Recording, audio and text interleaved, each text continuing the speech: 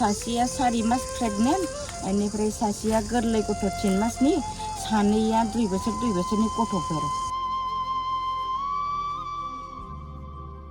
दासिमबो बे दुखुआ जोंनि बिखानिफ्राय गोजान जायाखै आंखौ उन्दैनिफ्रायनो नोंहा जाथिनि मावनांगौ आबै होननानै नोंना सेन्टिमेन्टआ आलादा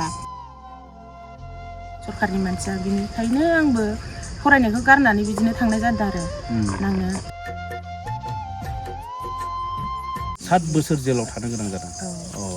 जेब्लानाखि जोंनि सरकार फैगोन जोंनि नांनाया साक्सेस जाबाय डिसबेन्ड जाबाय माखासे जों सापर्ट खालामनाय सरकारा जोंनो एसे सुबिदाखौ होगोन जों बेखौ सानदोंमोन आरोखि ओमफ्राय दा थाङै थुङै दा जेबो मोनथ'नाय जायाखै आरो जों दिनैसिमाव जेबो गैथ'आ खुलुमबाय लोगोफोर बिराद गोजौ हाजोआव दंफैयो बिराद इम्परटेन्ट खोथा बर' हारिनि माखासे जारिमिनखौ आं नोंथांमोननो बुफ्रुनानै होनो नागिरदों बे जाहैबाय जोंनि माखासे बर' आइजो दावहारुफोर NDFB हिसाबैहाय मावबोनाय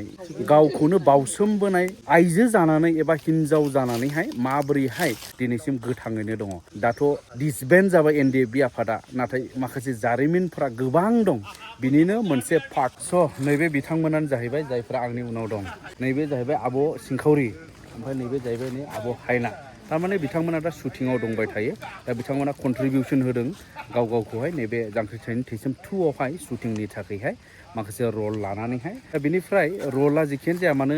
सिनेमाया जिखियानो जाया मानो बेवहाय जोंहा माने माखासे गोथां जारिमिन दं नैबे आब'मोननिफ्राय जायखौ जोङो माने मिथिनानै